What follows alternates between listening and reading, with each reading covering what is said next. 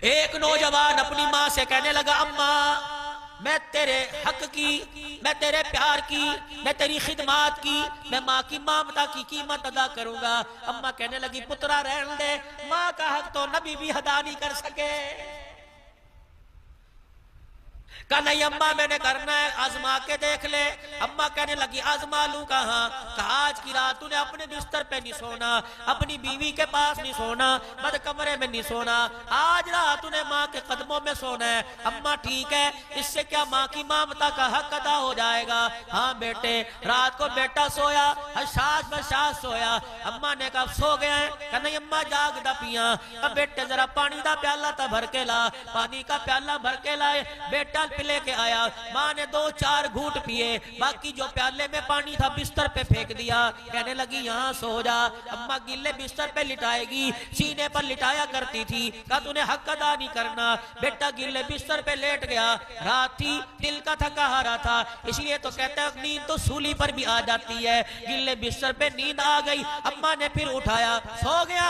نہیں اماں تیرے حق ادا کرنے کا انتظار کر رہا ہوں۔ کہا اچھا پھر مجھے پانی پلا۔ برتن پانی کا بھر کے لایا۔ جو بستر پہ تھوڑی خشک جگہ بچی تھی، سکی جگہ بچی تھی، ماں نے 2 گھونٹ پیے، سکی جگہ پہ پانی پھینک کے بستر گلا کر دیا۔ بچہ کہنے لگا اماں جان سمجھ نہیں آتی کیسا حق ہے؟ کہ اس پہ سو جا، تو نے حق ادا کرنا ہے۔ جب رات کے 2:30-3 بج گئے، بچہ خراٹے مار مار کے سونے لگا، بے خبر ہو کے سو گیا۔ ماں نے پھر ہلایا، ہڑبڑا کے اٹھا۔ گھر کے اندر بھی تو یہی حال ہے، سوتے کو ماں سر پہ ہاتھ رکھتی ہے، کہتا اماں کیا مصیبت ہے؟ دروازے بند کر دے، مصیبت آ گئی۔ اور ماں کو دیکھ کے یوں نہ کہا کرو مصیبت آ گئی، ماں کو دیکھ کے مسکرا دیا کرو کہ خدا کی رحمت آ گئی ہے۔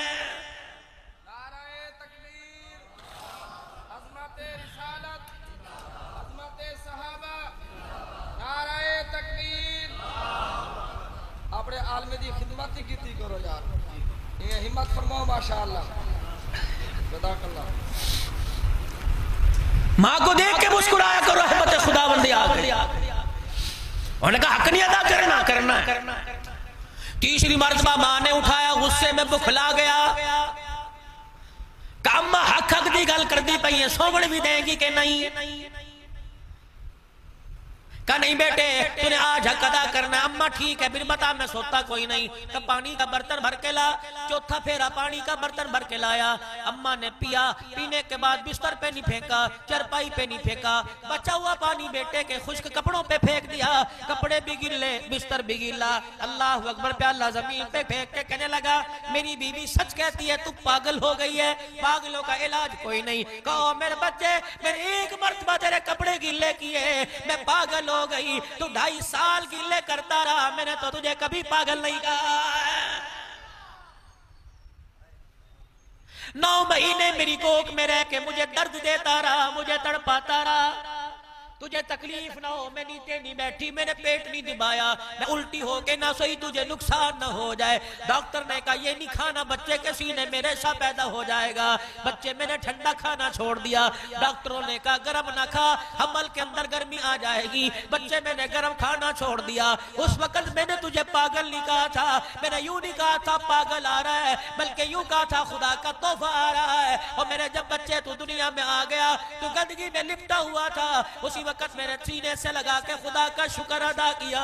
او میرے بچے جب پہلی مرتبہ تجھے گود میں اٹھایا، میں نے تیرا ماتھا چوما، تو نے پیشاب کی دھار میرے منہ پہ مار دی۔ اللہ کی عزت کی قسم ہے میں نے تو تجھے پاگل نہیں کہا تھا۔ او لوگو گاڑیوں پہ لکھوانے سے ماں کی عظمت نہیں آئے گی کہ ماما ٹھنڈیاں چھاواں۔ اور اس نمونے کو، اس جملے کو سینوں پہ لکھ لو، ماما ٹھنڈیاں چھاواں۔ اور یہ ٹھنڈی چھاؤں تمہیں دنیا کی مصیبتوں میں بھی کام دے گی، اور قبر میں فرشتوں کے سامنے بھی یہ دعا تمہیں کام دے گی۔